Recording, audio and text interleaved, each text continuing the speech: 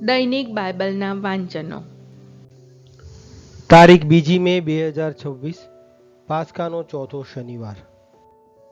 આજે માતા ધર્મસભા સંત અથનાસનો તહેવાર ઉજવે છે. પહેલું વાંચન પ્રેષિતોના ચરિત્રોમાંથી અને શુભ સંદેશનું વાંચન સંત યોહાન ક્રોધ ગ્રંથમાંથી. પહેલું વાંચન પ્રેષિતોના ચરિત્રોમાંથી અધ્યાય 13 કડી 44 થી 52. ત્યાર પછીને વિશ્રામવારે લગભગ આખું શહેર ઈશ્વરની વાણી સાંભળવાને ભેગું મળ્યું.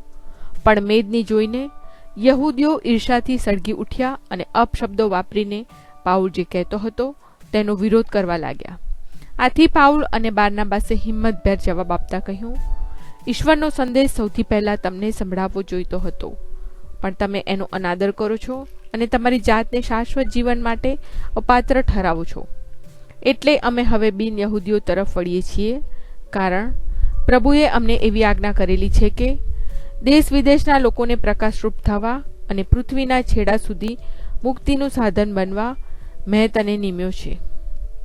આ સાંભળીને બિન યહૂદીઓ હર્ષમાં આવી ગયા અને ઈશ્વરના સંદેશનો મહિમા કરવા લાગ્યા, અને જે શાશ્વત જીવન માટે નિર્માયા હતા તેમને ઈસુ ઉપર શ્રદ્ધા બેઠી.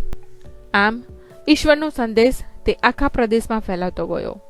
પણ યહૂદીઓએ ભાવિક અને મોભાદાર સ્ત્રીઓને અને શહેરના અગ્રગણ્ય માણસોને ઉશ્કેરીને પાઉલ અને બારનાબા સામે અત્યાચાર શરૂ કરાવીને તેમને પ્રદેશની બહાર કાઢી મૂક્યા.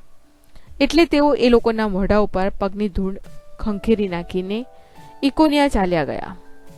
પણ શિષ્યોના હૃદય તો પવિત્ર આત્માના આનંદથી ભર્યા હતા. આ પ્રભુની વાણી છે, તે આપણો આધાર છે. શુભ સંદેશનું વાંચન સંત યોહાન ક્રોધ ગ્રંથમાંથી અધ્યાય 14 કલમ 7 થી 14. તમે જો મને ઓળખ્યો હોત તો મારા પિતાને પણ ઓળખત. હવે તમે એને ઓળખો છો અને એને જોયો પણ છે.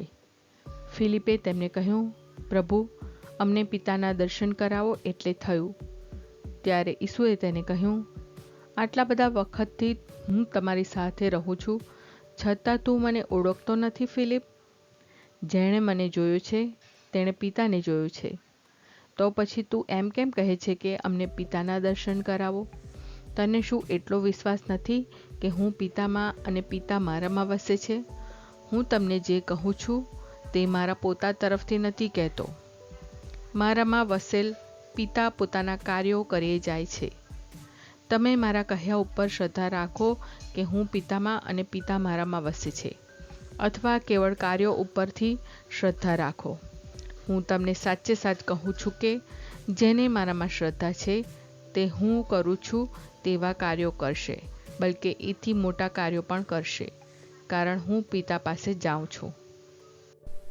તમે મારે નામે જે કાંઈ માંગશો તે હું કરીશ, જેથી પિતાને પુત્ર દ્વારા મહિમા પ્રાપ્ત થાય. મારે નામે તમે મારી પાસે જે કંઈ માંગશો તે હું કરીશ. આ પ્રભુની વાણી છે, તે આપણો આધાર છે. પ્રાર્થના. ઓ મારા પ્રભુ ઈસુ, હું મારા પાપો માટે પસ્તાવો કરું છું. મારા પાપો માફ કરો. મારા હૃદયમાં આવો. હું તમને મારા પ્રભુ અને તારણહાર બનાવીશ. આમેન. પ્રભુ તમને સુખી રાખો અને તમારી સંભાળ રાખો. પ્રભુની તમારા ઉપર કૃપા દ્રષ્ટિ અને મહેરબાની હો. પ્રભુની તમારા ઉપર પ્રસન્નતા હો અને તે તમને શાંતિ બક્ષો.